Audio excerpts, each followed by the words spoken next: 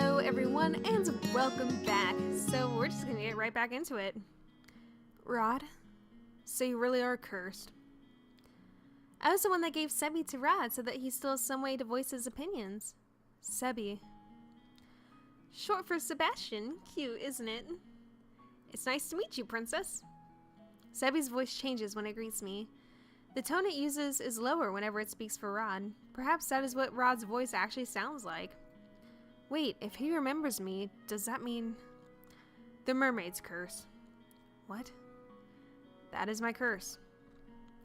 Rod has been mute all this time because he is cursed. Does everyone else know? Obviously, they're my family. Even the king. He knows as well. So, I am the only one you have never told. I didn't think you particularly care either way. He is not wrong. Yet I cannot believe I did not know. I was left out once again. What are you doing here? I have been trying to help Rod with his curse. That is why he comes to the marching from time to time. Okay, that volume is a little bit too loud. It's kind of bursting in my ear. Okay. But I don't even want... Oh, my baby! Anyway, I only came here today to confirm that you were truly cursed. I wanted to see it with my own eyes. It was a big surprise when I woke up one day and you weren't in the palace. An even bigger surprise when I found out no one remembered you. It's been days since I was cursed. I wonder, how are things in the palace? Livelier, happier, harsh. Oh my gosh. Happier. I've never seen my family happier than they are now. I'd say it's a good thing you aren't princess anymore. Jeez. I always thought Rod really didn't care about me regardless, but is this the truth? I don't want to say silent. That was rude. So I have to be cursed for you to open up to me about how you truly feel. The only reason I didn't say anything earlier was because of Emmy. Or because Emmy didn't want me to. I'm happier too now that you're gone. I don't have to pretend to like you anymore. Oh my gosh. I'm going to return to the palace now. I'm gone and they're all happier. Your very existence has been erased in the palace. They've never known you. That doesn't mean they're happier without you. Even the king. What did I expect? Why did you bring me here? The people in Marchand, I should have left you, or I shouldn't have left you alone in there. I'm sorry. You knew how they felt about me. What have I ever done to them? Now isn't the right time to explain. When will it ever be the right time? So many things have already happened to you. I need you to be patient, Jessie. Has the prince already left? Yes, he has. Princess, we'll talk about this later. For now, you must focus on breaking your curse. Did I miss something? No. Right. Maybe the family is right. I don't think I'm ready to find out how I made so many people hate me. Well, Parfait, I think it's time we get down to business. What should we do with her? What are you talking about now? You, of course. You got nowhere to go, right? I keep forgetting what, her voice is, or what I put it to. She is right. I think back to the days I spent on the streets and shiver. I will do anything, so long as I don't have to go back there.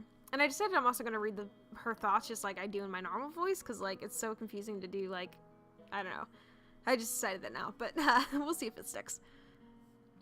The princess can stay in the marchand with me and the rest of my boarders. I almost forgotten what hope felt like. But you'll have to work in exchange for a room. I celebrated too soon. What? Magic has its limitations, just like anything else. Money doesn't appear out of thin air, not even for a fairy. The marchand doesn't attract many customers since they're only cursed and a few members can enter.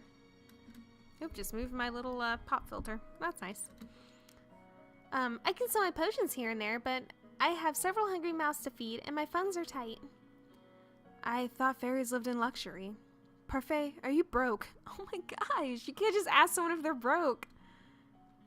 Ouch, even the ice princess can tell. And yet, you still take people in. That has always been how Parfait operates. She is good-natured to a fault. I am told suffocating beneath my debt will be what kills me. Why don't you just leave? I assume you make enough to take care of yourself. Leave someone who's in need of help. I can never. And that, princess, is how goodness works. How goodness works. It's not as if I accept freeloaders. All my boarders help me run the marchant and do errands. The princess has never worked a day in her life. I doubt she'll be useful. If karma can be useful, anyone can. I've yet to see karma be anything but useless.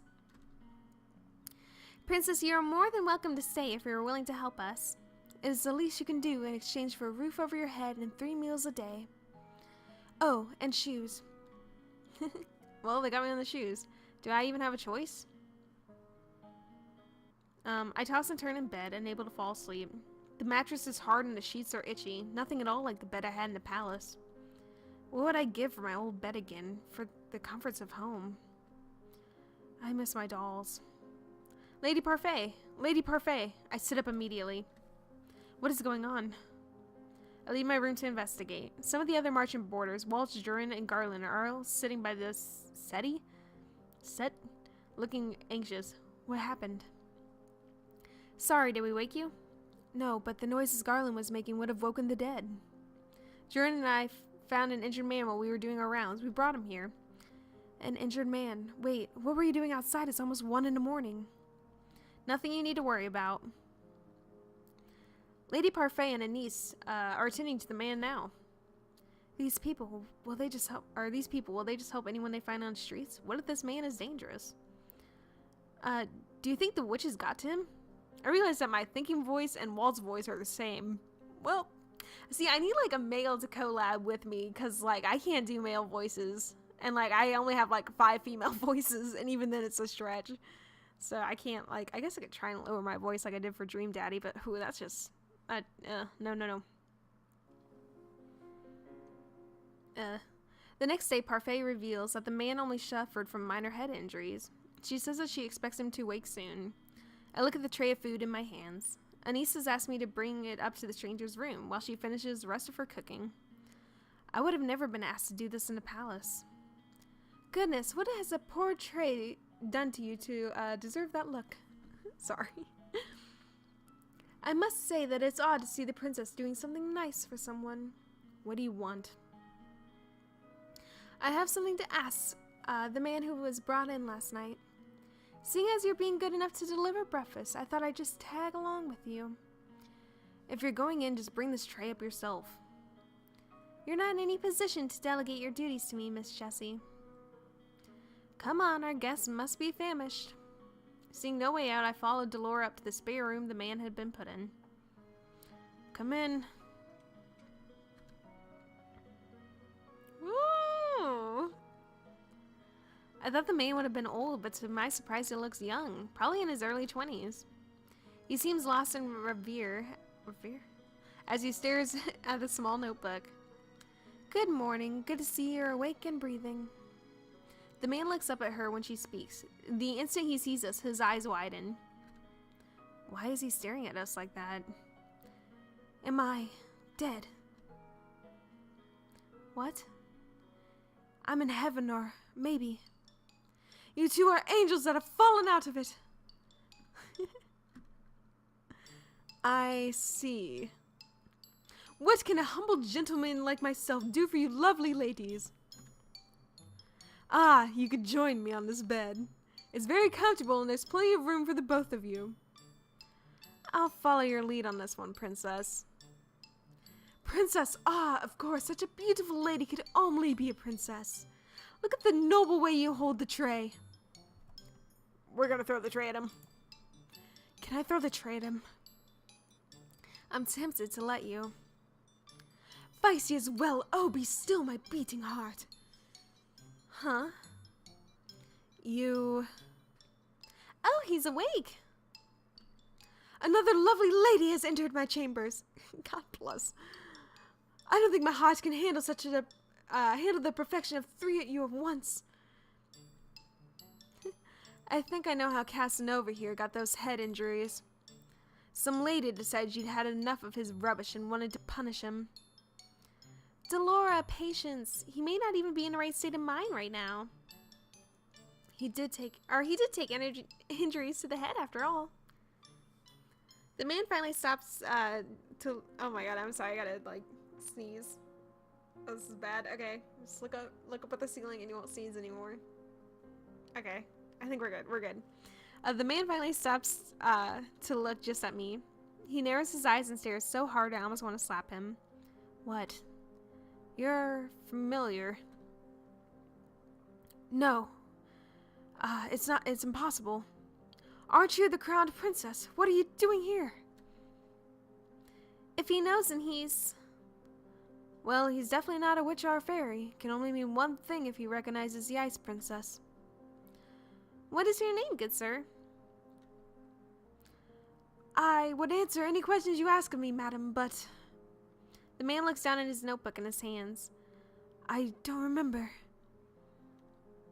Amnesia? Or amnesia. I know everything about Angeli, and yet I don't know the first thing about myself. Except that I have the Rumpelstiltskin curse. Rumpelstiltskin? Is that a fairy tale?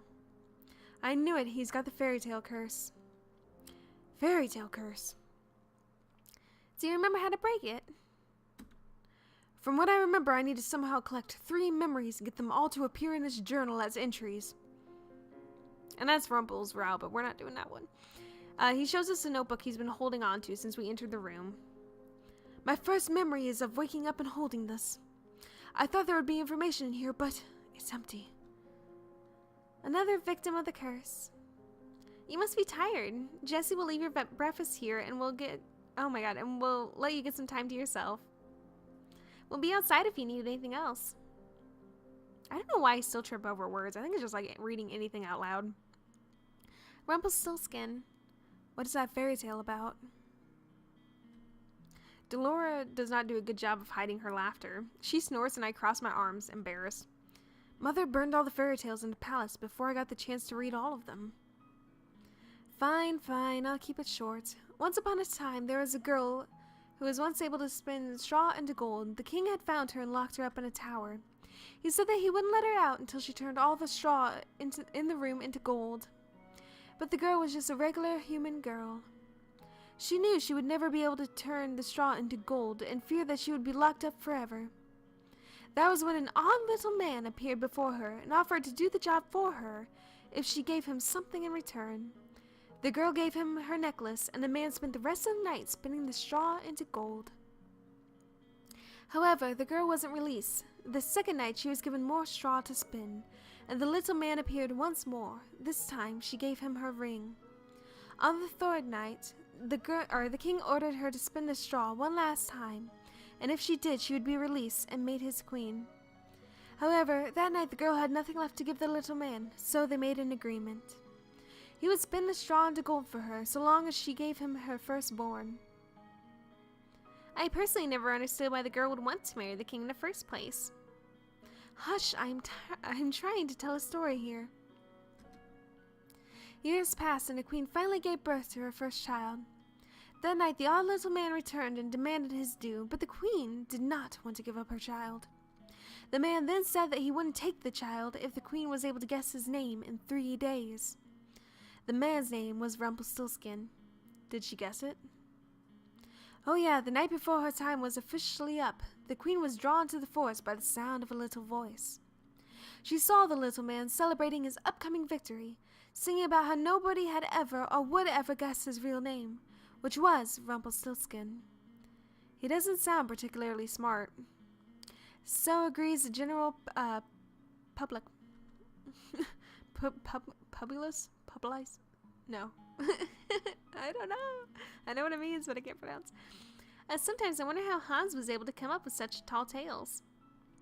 Well, the market is opening soon. I expect another busy day. Especially busy for you, Jessie. You will need to start coming up with good deeds. Well, on that note, I think we're going to go ahead and wrap this up here. And I know the series is going to be kind of a long one. But I'm hoping if I do daily and stuff, it might be easier just to watch it through on a playlist. Because, like, God, I feel bad because, like, this is a long route, guys. Like, you haven't even seen just how long this route is. But, like, it is so worth it. And I'm determined to stick it out to the end. But reading it, like, alone, and I'm a fast reader, I can finish it in like 2.5 hours. So reading it out loud, I'm maybe like 2 times slower than usual, so it's gonna be a while. Sorry. But worth it. And like I said, the other series is coming out on the 27th. And yeah, but thank you guys so much for watching, and I will talk to you in the next one.